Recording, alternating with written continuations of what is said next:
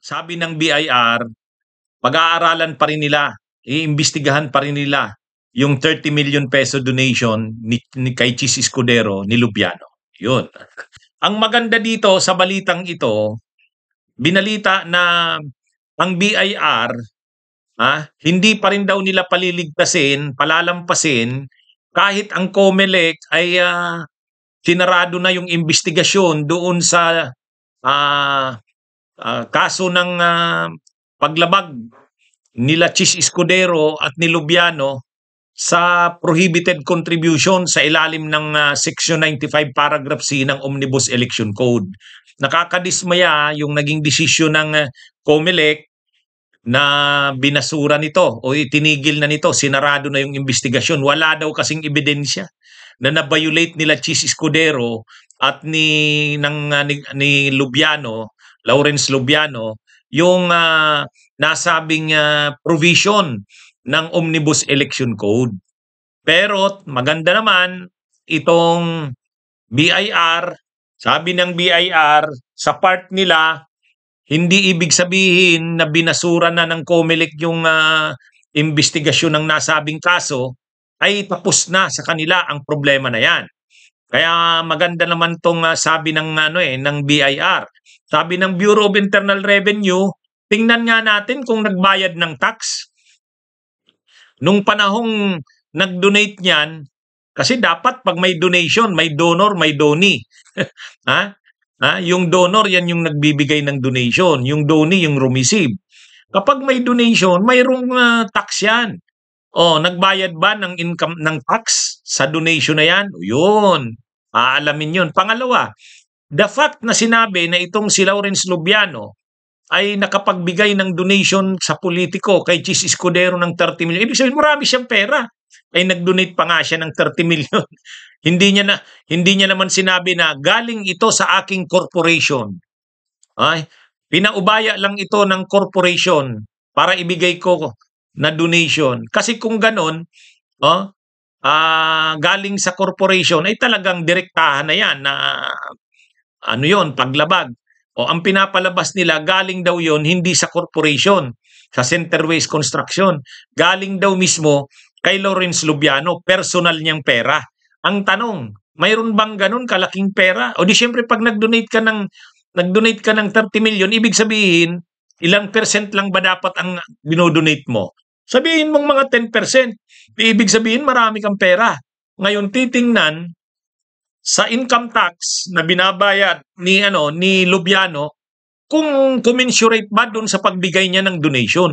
Kasi kung ang binabayaran mong tax, napakaliit, tapos nakapag-donate ka ng 30 million galing sa personal mong pera, ibig sabihin napakarami mong pera.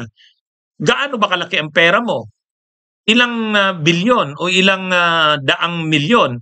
Tapos ang tax mo magkano? Yun. Kaya magkakaalaman dito mga kabunyog, mga kababayan. Kaya maganda naman tong sinabi ng BIR. Maganda tong sinabi ng BIR na makita talaga kung nag-donate ng 30 million, ibig sabihin marami kang pera. At kung marami kang pera, dapat malaki ang tax mo. Magkano bang binabayaran mong tax?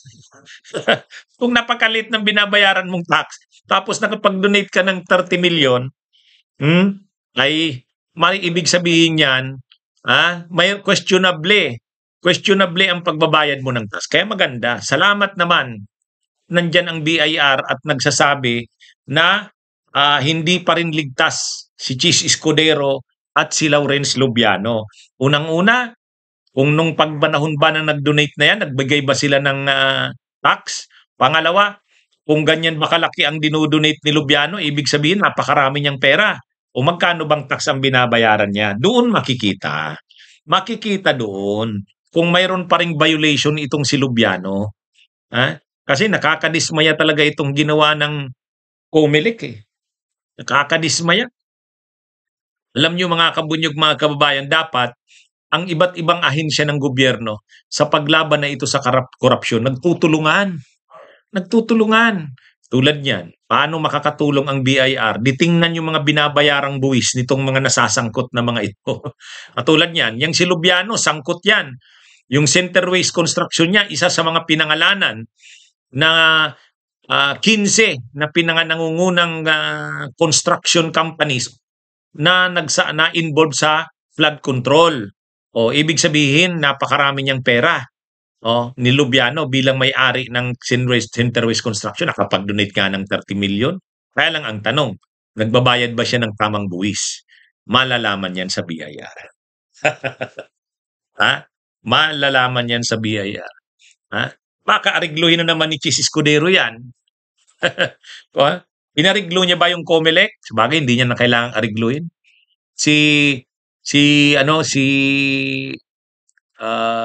COMELEC Chairman Garcia, abogado niya eh. Mayroon pang ang picture kumakalat sa social media. Noong 2021, nung nag-file siya ng candidacy niya, Certificate of Candidacy, hindi naman si Chis ang personal na nag-file. Alam niyo kung sino ang personal na nag-file? Ay ang nag-file in behalf sa kanya? Si COMELEC, si attorney pa lang siya noon, hindi pa siya COMELEC chairman. Election lawyer siya. Si Garcia. Siya ang nag-file ng Certificate of Candidacy ni Chis Escudero noong October 2021 para sa May 2022 elections. Yun. Kaya ibig sabihin, nung mga panahon na yan na 2021-22, pwedeng ang abogado niya ay si Garcia. Hindi pa niyan COMELEC commissioner o hindi pa chairman ng COMELEC si Garcia. Kaya napakasama nang nangyari dito sa kasong ito ni Chis Escudero. Kahit pa sabihin ni Chairman Garcia ng COMELEC na nag-inhibit siya dyan, hindi siya sumabay sa pagdidesisyon dyan, mahirap pa rin paniwalaan yan. Mahirap pa rin paniwalaan. Kaya mabuti naman itong ng BIR. At least nandyan ang BIR na nagsasabing, tingnan natin, hindi tayo kaagad-agad maniniwala na lusot na yan sila Lubiano. Kasi ang laki ng pera niya eh. Kaya niya palang mag-donate ng Kaya niya palang mag-donate ng ganun kalaking pera sa campaign contribution. Di dapat napakarami niyang pera. At napakaraming buwis dapat ang binabayad niya. Ayan, mga kabunyog, mga kababayan. Bunyog, bunyog, halikan na kasama ka. Bunyog, kapag buklod ay may pag-asa. Luzon, Visayas, Mindanao, isa ang pananaw. Sa bagong Pilipinas ang bunyog isisigaw. Bunyog.